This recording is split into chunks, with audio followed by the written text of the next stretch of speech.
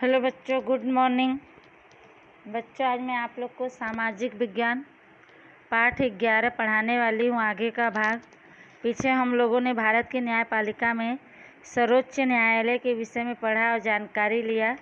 उसके आगे राज्य स्तर पर उच्च न्यायालय के बारे में हम लोग थोड़ा सा आगे के पाठ में पढ़े थे, पहले भाग में, कि उच्च न्यायालय राज्य स्तर पर सर्वोपरि होता है। हर एक राज्य में उच्च न्यायालय होता है। कहीं कहीं पे दो से तीन राज्यों के बीच एक ही उच्च न्यायालय होता है और वो तीनों राज्य के कार्य को संभालता है, न्याय करता है उसका। अब इसकी रचना के बारे में हम लोग पढ़ेंगे और जानकारी लेंगे। उच्च न्यायालय के मुख्य न्यायाधीश की नियुक्ति राष्ट्रपति सर्वोच्च न्यायालय के मुख्य न्यायाधीश तथा संबंधित राज्य के राज्यपाल से विचार विमर्श करके करता है। अन्य न्यायाधीशों की नियुक्ति के समय उच्च न्यायालय के मुख्य न्यायाधीश के साथ विचार विमर्श यानी बातचीत किया जाता है। वास्तव में राष्ट्रपति अर्थात प्रधानमंत्री तथा मंत्रिमंडल की सलाह यानी राय के अनुसार व्यवहार करने वाला राष्ट्रपति अभिप्रेत है, रोचकर है, जिससे प्रधानमंत्री और मुख्यमंत्री के साथ विचार विमर्श के अनुसार उच्च न्यायालयों के न्यायाधीशों की नियुक्ति होती है। यहाँ पे बताया जा रहा है कि उच्च न्यायालय के मुख्य न्यायाधीश की नियुक्ति राष्ट्रपति सर्वोच्च न्यायालय के मुख्य न्यायाधीश तथा उस राज्य से संबंधित राज्य के राज्यपाल से विचार विमर्श यानी बातचीत करके करता है तथा दूसरे न्यायाधीशों की नियुक्ति के समय उच्च न्यायालय के मुख्य न्यायाधीश के साथ विचार विमर्श किया जाता है। वास्तव में राष्ट्रपति अर्थात प्रधानमंत्री तथा मंत्रिमंडल के सलाह के अनुसार व्यवहार करने वाला राष्ट्रपति अभिप्रेत यानी रुचिकर है। जैसे प्रधानमंत्री और मुख्यमंत्री के साथ बातचीत के अनुसार उच्च न्यायालयों के न्यायाधीशों की नियुक्ति होती है। आगे पढ़ते हैं। उच्च न्यायालय के न्यायाधीशों का कार्यकाल यानी कार्य करने का समय 62 वर्ष की आयु तक होता है। वह राष्ट्रपति को अपना त्याग पत्र दे सकता है।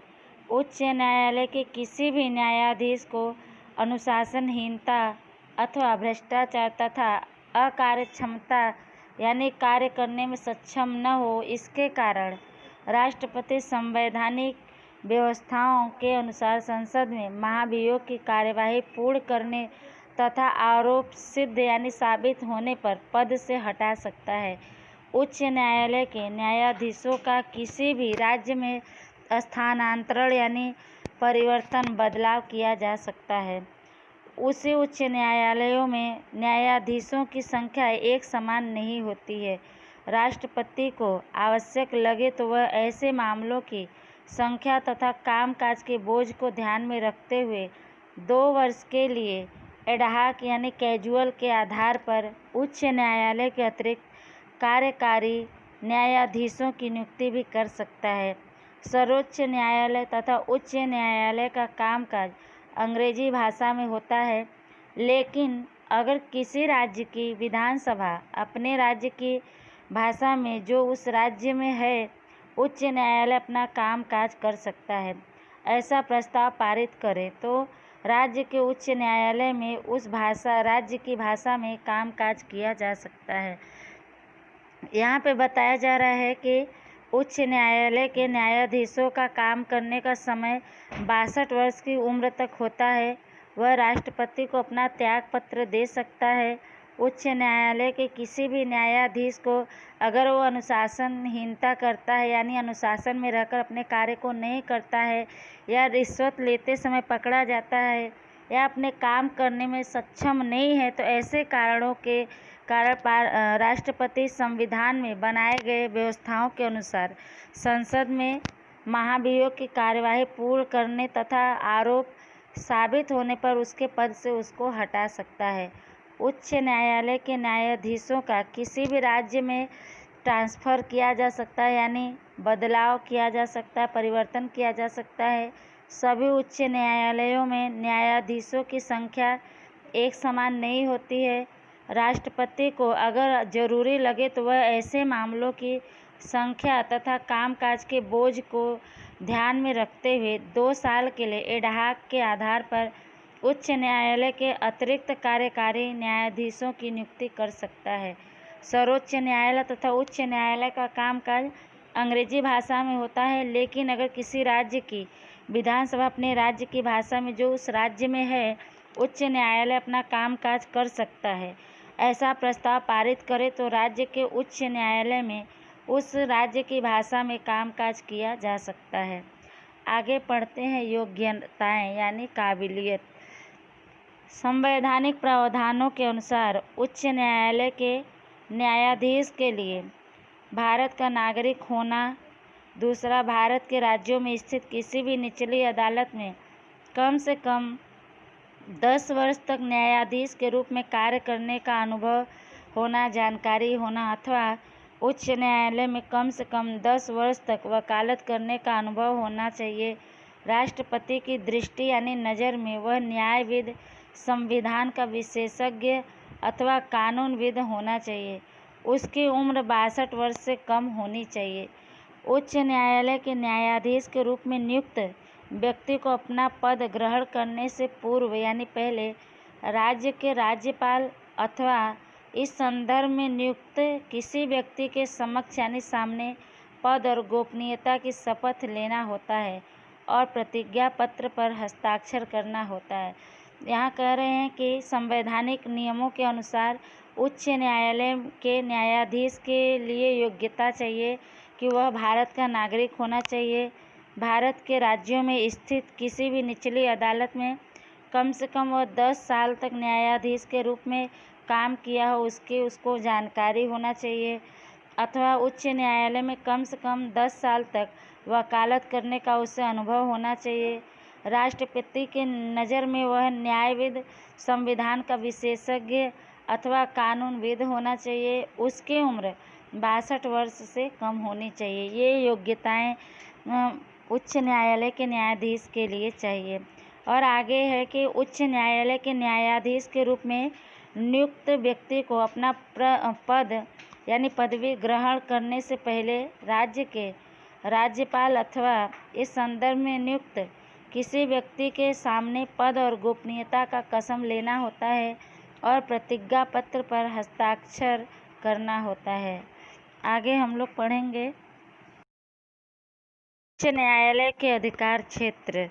उच्च न्यायालय की सत्ता तथा कार्य क्षेत्र को निम्नलिखित 4 भागों में बांटा गया है। यहाँ पे बताया जा रहा है कि उच्च न्यायालय की अधिकार तथा उसका कार्य क्षेत्र कितना है, कहाँ तक है, उसको निम्नलिखित 4 भागों में विभाजित किया गया है। पहला है मूलभूत अधिकार क्षेत्र, उसके बारे में हम लोग पढ़ेंगे।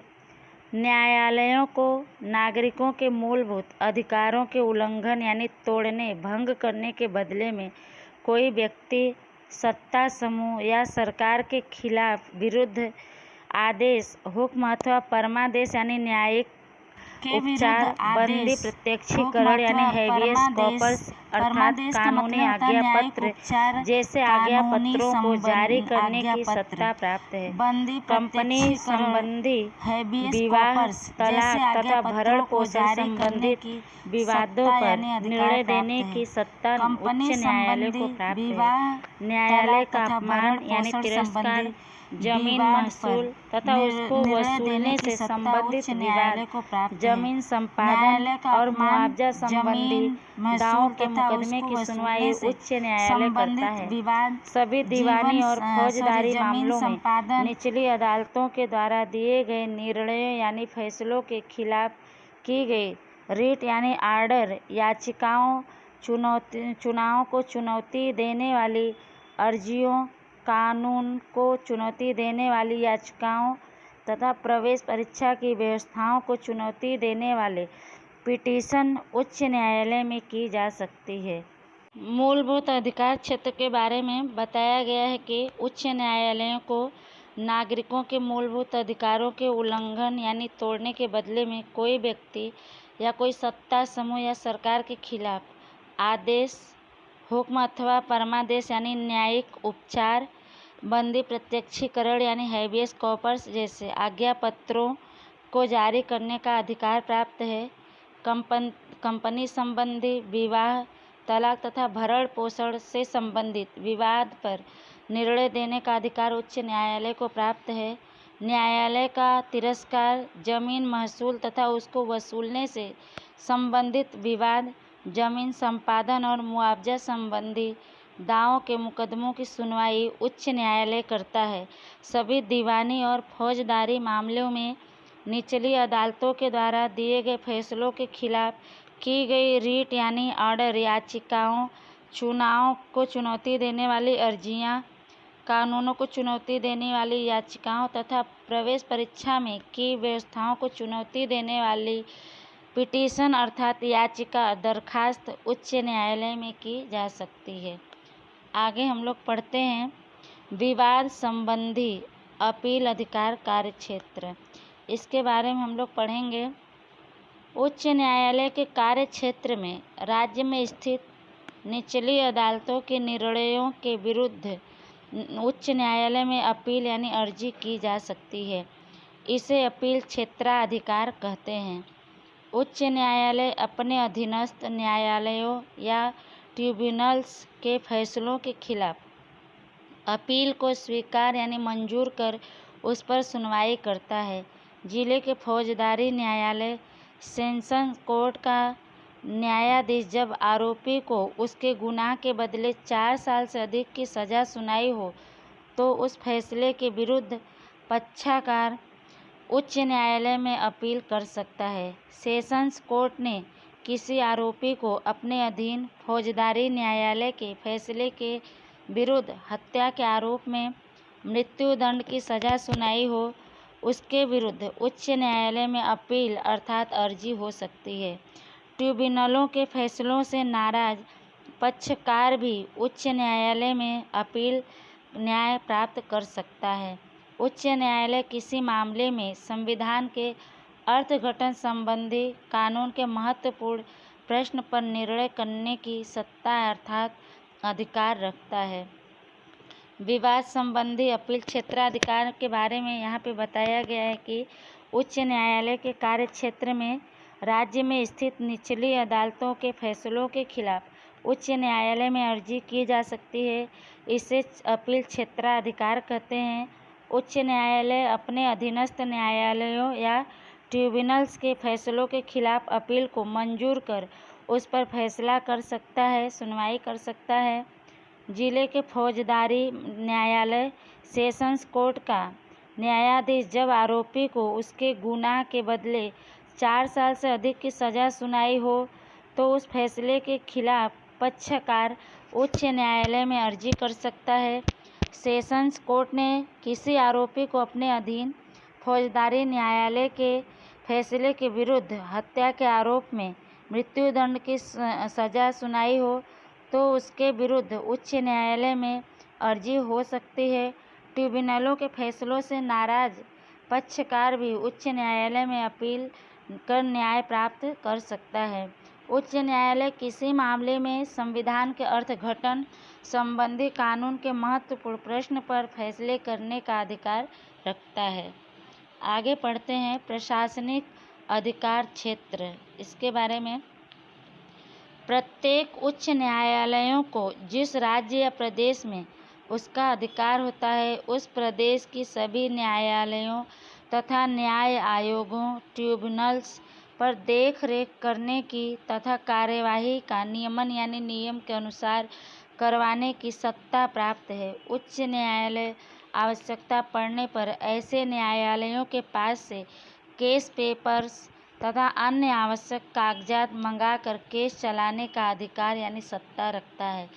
अपने अधीनस्थ न्यायालयों के व्यवहार और कानून का नियमन करने के लिए सामान्य नियमों का निर्माण कर सकता है। उच्च न्यायालय विविध प्रकार के फीस का मापदंड तथा नमूना निश्चित कर सकता है। यहाँ बता रहे हैं कि प्रत्येक उच्च न्यायालयों को जिस राज्य प्रदेश में उसका अधिकार होता है उस प्रदेश के सभी न्यायालयों तथा न्याय आयोगों जिसे ट्रिब्यूनल्स कहते हैं उस पर देख रेख करने की तथा कार्यवाही का नियम के अनुसार उसे करवाने का अधिकार प्राप्त है। न्यायालय जरूरत पड़ने पर ऐसे न्यायालयों के पास से केस पेपर्स अथवा दूसरे अन्य कागजात मंगाकर केस चलाने का अधिकार रखता है। अपने अधीनस्थ न्यायालयों के व्यवहार और कानून का नियम के अनुसार करने के लिए सामान्य नियमों का निर्माण यानी रचना कर सकता है। उच्च न्यायालय विविध प्रकार के फीस का मापदंड तथा नमूना निश्चित कर सकता है। आगे हम लोग पढ़ते हैं, विविध प्रावधान संविधान के साथ सुसंगत होने चाहिए।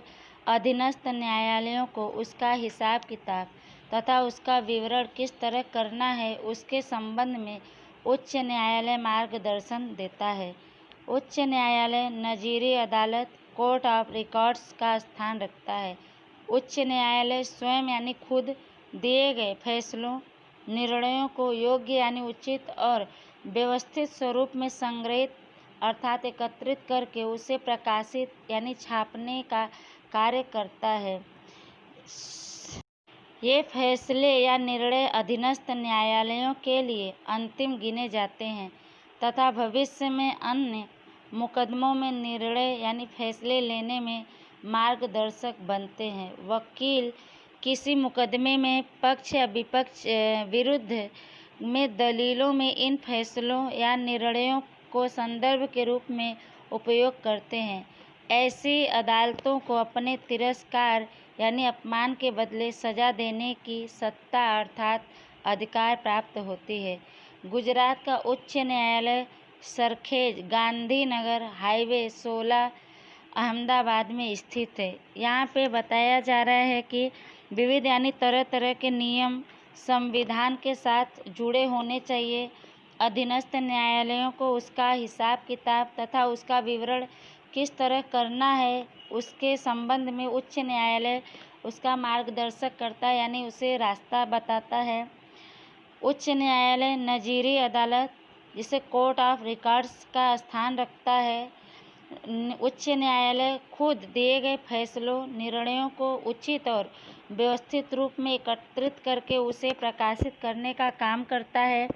ये फैसले या निर्णय अधीनस्थ न्यायालयों के लिए अंतिम गिने जाते हैं तथा भविष्य यानी आने वाले समय में अन्य मुकदमों में निर्णय लेने में ये मार्गदर्शक बनते हैं।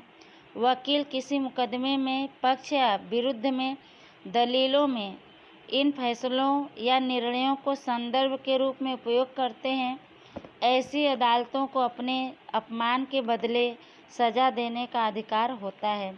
और गुजरात का उच्च न्यायालय सरखेज गांधीनगर हाईवे 16 अहमदाबाद में स्थित है। आगे हम लोग पढ़ेंगे अधीनस्थ यानी निचली न्यायालय, इसके बारे में हम लोग पढ़ते हैं।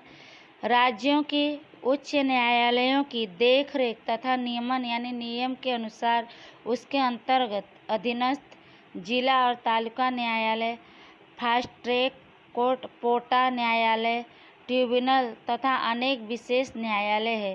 प्रत्येक राज्य को प्रशासनिक इकाई जिला में विभाजित किया गया है जिसमें दीवानी, फौजदारी तथा महसूली न्यायालय का समावेश होता है।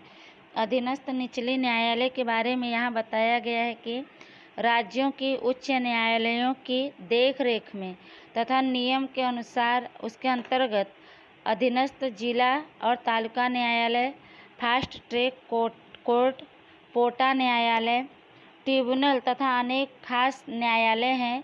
प्रत्येक राज्य को प्रशासनिक इकाई जिला में बांटा गया है जिसमें दीवानी, फौजदारी तथा महसूली न्यायालय का समाविष्ट होता है। आगे पढ़ते हैं जिला न्यायाधीश। किसी भी राज्य में जिला न्यायाधीश के रूप में व्यक्ति की नियुक्ति अथवा उसकी जगह पर नियुक्ति अथवा पदोन्नति उस राज्य के संबंध में अधिकार रखने वाले उच्च न्यायालय के साथ विचार विमर्श करके उस राज्य का राज्यपाल करता है। करें किसी भी राज्य में जिला न्यायाधीश के रूप में व्यक्ति की नियुक्ति अथवा उसकी जगह पर नियुक्ति अथवा पदोन्नति यानी उसका पद बढ़ाने उस राज्य के संबंध में अधिकार रखने वाले उच्च न्यायालय के साथ विचार विमर्श यानी बातचीत करके उस राज्य का राज्यपाल करता है। आगे पढ़ते योग्यताएं। जिला न्यायाधीश के रूप में नियुक्ति के लिए व्यक्ति भारत का नागरिक होना चाहिए। कम से कम 7 वर्ष तक वकालत का अनुभव होना चाहिए। केंद्र सरकार या राज्य सरकार के न्याय विभाग में अधिकारी के रूप में सेवा का समावेश भी योग्यता के अंतर्गत किया जाता है। जिला न्यायाधीश के सिवाय अन्य न्यायाधीशों की नियुक्ति राज्यपाल अथवा उच्च न्यायालय राज्य लोक सेवा आयोग के साथ विचार विमर्श करके संवैधानिक नियमों के अंतर्गत करता है। यहाँ पे बता रहे हैं कि जिला न्यायाधीश के लिए योग्यताएं क्या क्या होनी चाहिए। जिला न्यायाधीश के रूप में नियुक्ति के लिए व्यक्ति भारत का नागरिक होना चाहिए। कम से कम 7 साल तक वकालत का उसे जानकारी होना चाहिए, अनुभव होना चाहिए। केंद्र सरकार या राज्य सरकार के न्याय विभाग में अधिकारी के रूप में सेवा का समावेश भी योग्यता के अंतर्गत आता है। जिला न्यायाधीश के अलावा अन्य न्यायाधीशों की नियुक्ति राज्यपाल अथवा उच्च न्यायालय राज्य लोक सेवा आयोग के साथ विचार विमर्श करके संवैधानिक यानी संविधान में बनाए गए नियम के अनुसार करता है। आगे हम लोग पढ़ेंगे।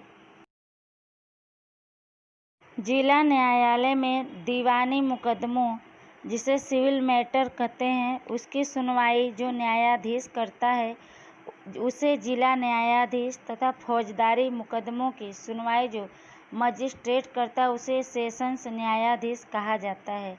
जिला न्यायालय अपने अधीनस्थ न्यायालयों के फैसलों के विरुद्ध की गई अर्जियों की सुनवाई करता है। प्रत्येक जिले के दीवानी न्यायालयों में 1 लाख रुपए तक के दावे सरकार द्वारा या सरकार के विरुद्ध मुकदमा चलाने की सत्ता है, अधिकार है। इन न्यायालयों का सिविल जज सरकार के विरुद्ध मुकदमों के अलावा विवाह, तलाक, भरण पोषण, जमीन संपादन, मुआवजा संबंधी दावे आदि मुकदमों को सुनने की सत्ता रखता है। यहाँ पे बताया जा रहा है कि जिला न्यायालय में दीवानी मुकदमों सिविल मैटर की सुनवाई जो न्यायाधीश करता है उसे जिला न्यायाधीश तथा फौजदारी मुकदमों की सुनवाई जो मजिस्ट्रेट करता है उसे सेशंस न्यायाधीश कहा जाता है। जिला न्यायालय अपने अधीनस्थ न्यायालयों के फैसलों के खिलाफ की गई अर्जियों की सुनवाई करता है। प्रत्येक जिले के दीवानी न्यायालयों में 1 लाख रुपए तक के दावे सरकार द्वारा तथा सरकार के खिलाफ मुकदमा चलाने का अधिकार है। अन्य न्यायालयों का सिविल जज सरकार के खिलाफ मुकदमों के अलावा विवाह, तलाक, भरण पोषण, जमीन संपादन, मुआवजा संबंधित दावों आदि मुकदमों को सुनने का अधिकार रखता है। अब आगे पढ़ते हैं।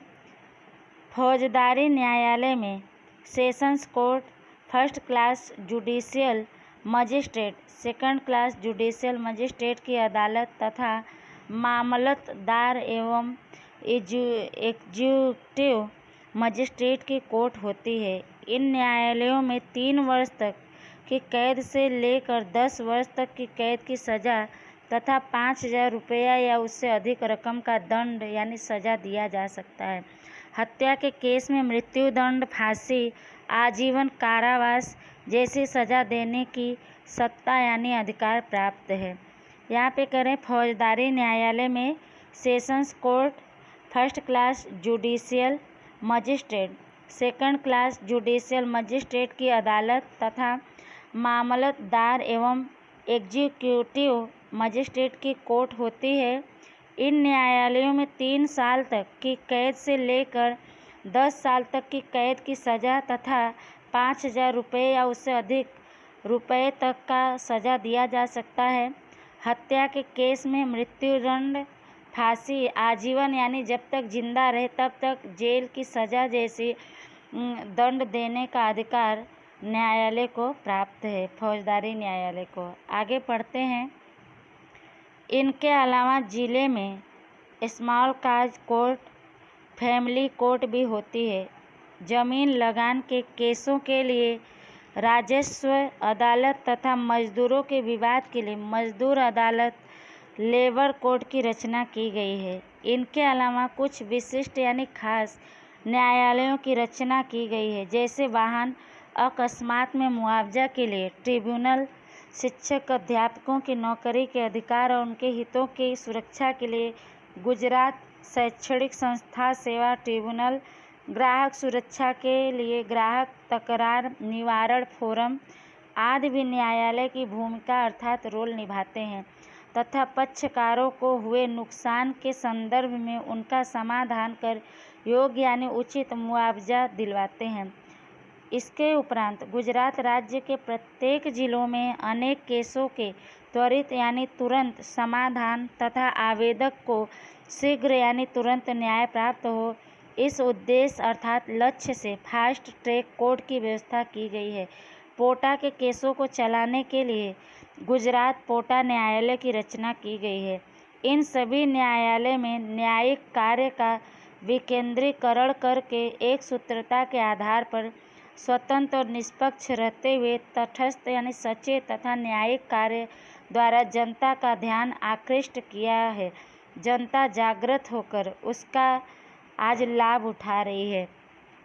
फौजदारी न्यायालय के बाद बता रहे कि इनके अलावा जिले में small cause court, family court भी होती है। जमीन लगान के केसों के लिए राजस्व अदालत तथा मजदूरों के विवाद के लिए मजदूर अदालत, लेबर कोर्ट की निर्माण किया गया है। इसके अतिरिक्त कुछ खास न्यायालयों की रचना की गई है, जैसे वाहन अकस्मात यानी वाहन में कोई दुर्घटना हुई तो उसकी मुआवजा के लिए ट्रिब्यूनल, शिक्षक अध्यापकों की नौकरी के अधिकार और उनकी भलाई की सुरक्षा के लिए गुजरात शैक्षणिक संस्था सेवा ट्रिब्यूनल, ग्राहक की सुरक्षा के लिए ग्राहक तकरार निवारण फोरम आदि भी न्यायालय की भूमिका निभाते हैं तथा पक्षकारों को हुए नुकसान के विषय में उनका हल कर योग्य मुआवजा दिलवाते हैं। इसके अलावा गुजरात राज्य के प्रत्येक जिलों में अनेक केसों को तुरंत समाधान तथा आवेदक को तुरंत न्याय प्राप्त हो, इस उद्देश्य से फास्ट ट्रैक कोर्ट की व्यवस्था की गई है। पोटा के केसों को चलाने के लिए गुजरात पोटा न्यायालय की निर्माण की गई है। इन सभी न्यायालयों में ने न्यायिक कार्य का विकेंद्रीकरण करके एक सूत्रता के आधार पर स्वतंत्र और निष्पक्ष रहते हुए तटस्थ तथा न्यायिक कार्य द्वारा जनता का ध्यान अपनी ओर खींचा है। जनता इससे जागृत होकर आज उसका फायदा ले रही है, लाभ ले रही है। आगे पढ़ते हैं लोक अदालत।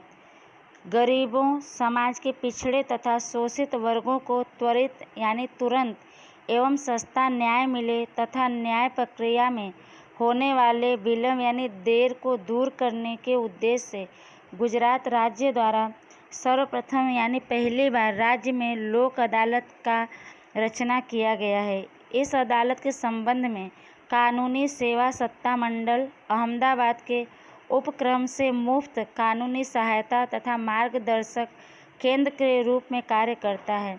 अवकाश के दिन या रविवार को भी पक्षकारों की सहमति से जिला तथा तालुका केंद्रों पर लोक अदालत का आयोजन किया जाता है। लोक अदालत के बारे में बता रहे हैं कि गरीबों, समाज के पिछड़े जो शोषित वर्ग हैं उनको तुरंत और कम कीमत पर न्याय मिले तथा न्याय प्रक्रिया में होने वाले देरी को दूर करने के उद्देश्य से गुजरात राज्य द्वारा पहली बार राज्य में लोक अदालत का निर्माण किया गया है। इस अदालत के विषय में कानूनी सेवा सत्ता मंडल अहमदाबाद के उपक्रम से मुफ्त कानूनी सहायता तथा मार्गदर्शक के केंद्र के रूप में कार्य करता है।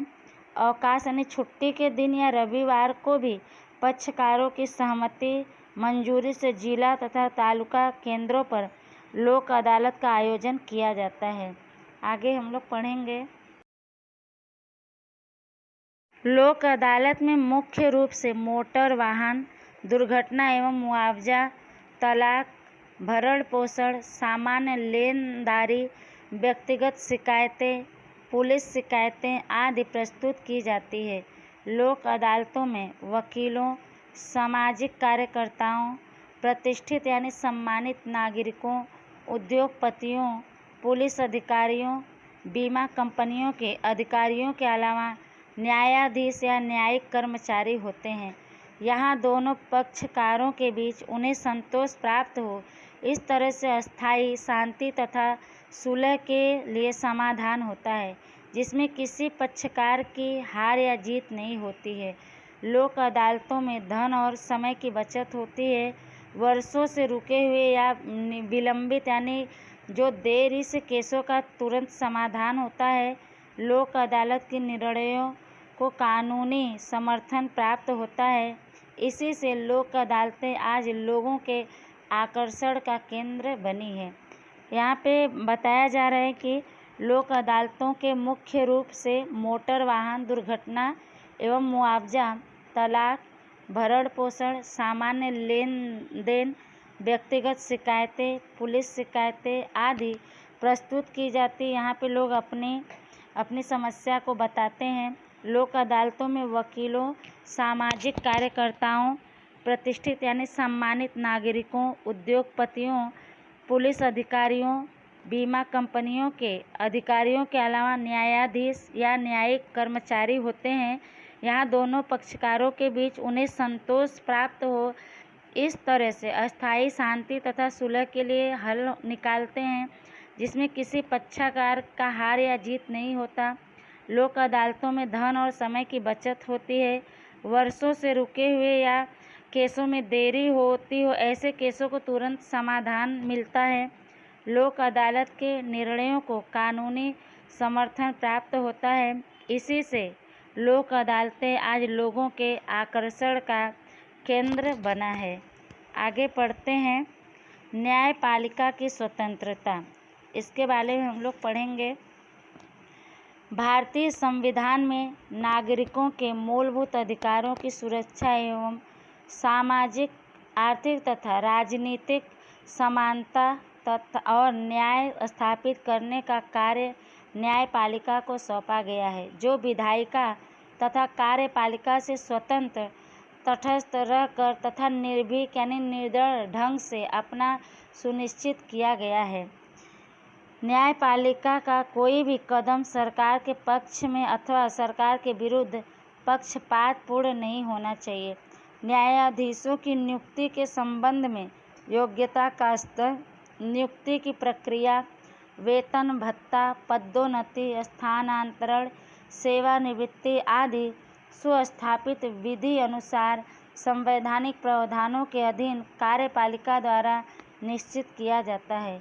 न्यायाधीशों की नियुक्ति एक निश्चित समय के लिए की जाती है।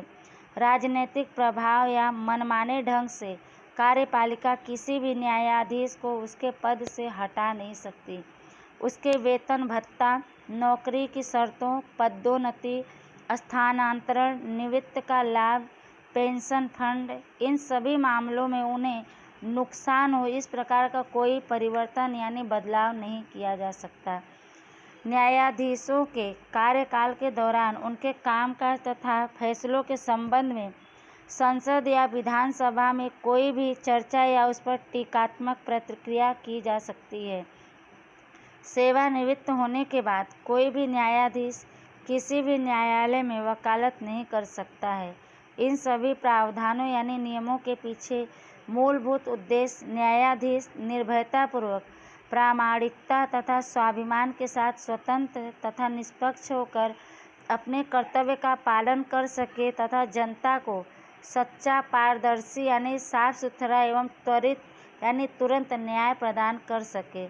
भारतीय संविधान द्वारा न्यायपालिका को स्वतंत्र, निष्पक्ष, तटस्थ, एक सूत्री तथा विशिष्ट यानी खास स्थान दिया गया है। सर्वोच्च न्यायालय में सार्वजनिक हित के दावों, सार्वजनिक हित के प्रश्नों या सार्वजनिक हित की समस्याओं के हल के लिए मात्र पोस्ट कार्ड अथवा सामान्य पत्र द्वारा की गई शिकायतों को सार्वजनिक हित की शिकायत के रूप में स्वीकार करते हुए सर्वोच्च न्यायालय ने कार्यपालिका को समय समय पर आवश्यक आदेश दिए हैं, जिसके कारण न्यायपालिका की सक्रियता यानी कार्यशीलता भी लोगों को दिखाई देती है। यहाँ पे न्यायपालिका की स्वतंत्रता के बारे में बताया गया है कि भारतीय संविधान में नागरिकों के जो उनके मूलभूत अधिकार हैं उनकी सुरक्षा एवं सामाजिक, आर्थिक तथा राजनीतिक समानता और न्याय स्थापित करने का कार्य न्यायपालिका को दिया गया है। जो विधायिका तथा कार्यपालिका से स्वतंत्र तटस्थ रहकर निडर ढंग से करना निश्चित करते हैं। न्यायपालिका का कोई भी कदम सरकार के पक्ष में अथवा सरकार के खिलाफ पक्षपातपूर्ण नहीं होना चाहिए। न्यायाधीशों की नियुक्ति के संबंध में योग्यता का स्तर, नियुक्ति की प्रक्रिया, वेतन भत्ता, पदोन्नति, स्थानांतरण यानी परिवर्तन, सेवानिवृत्ति आदि सुस्थापित विधि अनुसार, संवैधानिक यानी कानून जो बनाया गया उसके अनुसार, नियम के अनुसार अधीन कार्यपालिका द्वारा निश्चित किया जाता है। न्यायाधीश की नियुक्ति एक निश्चित समय के लिए की जाती है। राजनीतिक असर या मनमाने ढंग से कार्यपालिका किसी भी न्यायाधीश को उसके पदवी से हटा नहीं सकती। उसके वेतन भत्ता, नौकरी की शर्तों, पदोन्नति, स्थानांतरण, निवृत्ति का लाभ, पेंशन फंड, इन सभी मामलों में उन्हें नुकसान न हो, किसी तरह का क्षति न हो, इस प्रकार का कोई परिवर्तन नहीं किया जा सकता है। न्यायाधीशों के कार्यकाल के समय उनके कामकाज तथा उनके फैसलों के संबंध में संसद या विधानसभा में कोई भी चर्चा या उस पर टीकात्मक प्रतिक्रिया की जा सकती है। सेवानिवृत्त होने के बाद कोई भी न्यायाधीश किसी भी न्यायालय में वकालत नहीं कर सकता। इन सभी नियमों के पीछे मूलभूत लक्ष्य न्यायाधीश निर्भयतापूर्वक यानी निडरता के साथ, प्रामाणिकता के साथ तथा स्वाभिमान यानी अपने सम्मान के साथ स्वतंत्र तथा निष्पक्ष होकर अपने कर्तव्य का पालन कर सके तथा जनता को सच्चा यानी साफ सुथरा तथा तुरंत न्याय प्रदान कर सके। भारतीय संविधान द्वारा न्यायपालिका को स्वतंत्र, निष्पक्ष, तटस्थ, एक सूत्री तथा खास स्थान दिया गया है। सर्वोच्च न्यायालय में सार्वजनिक भलाई के दावों, सभी के हित के प्रश्नों तथा सार्वजनिक हित की समस्याओं के हल के लिए मात्र पोस्ट कार्ड अथवा सामान्य पत्र द्वारा की गई शिकायतों को सार्वजनिक हित की शिकायत के रूप में मंजूर करते हुए सर्वोच्च न्यायालय ने कार्यपालिका को समय समय पर आवश्यक जो उचित है ऐसे आदेश दिए हैं, जिसके कारण न्यायपालिका की कार्यशीलता भी लोगों को दिखाई देती है। आगे है, इस समय न्यायपालिका के पास करीबन 3.5 करोड़ से अधिक मुकदमे केस हैं। अपर्याप्त न्यायालय तथा न्यायाधीशों एवं अन्य स्टाफ की कमी के कारण न्याय में होने वाले असहाय विलंब को रोकने तथा लगभग 1,500 से अधिक पुराने और अप्रस्तुत यानी जो अभी तक प्रस्तुत नहीं किया गया ऐसे कानूनों को बदलने की तैयारी वर्तमान सरकार ने की है। इसमें बताया जा रहा है कि इस समय न्यायपालिका के पास करीबन 3.5 करोड़ से अधिक केस पड़े हैं। अपर्याप्त यानी जितना पर्याप्त होना चाहिए उतना न्यायालय और न्यायाधीश एवं दूसरे स्टाफ की कमी के कारण न्यायालय में होने वाले असहाय देरी को रोकने तथा लगभग 1,500 से अधिक पुराने और प्रस्तुत कानूनों को बदलने की तैयारी वर्तमान सरकार ने की है। बच्चों, आज का पाठ समाप्त होता है। ये वीडियो को आप लोग ध्यान से सुनिएगा। इससे संबंधी जो भी प्रश्न उत्तर होगा आप लोग को दिया जाएगा। आगे का पाठ आगे की वीडियो में पढ़ाएंगे। तब तक के लिए धन्यवाद।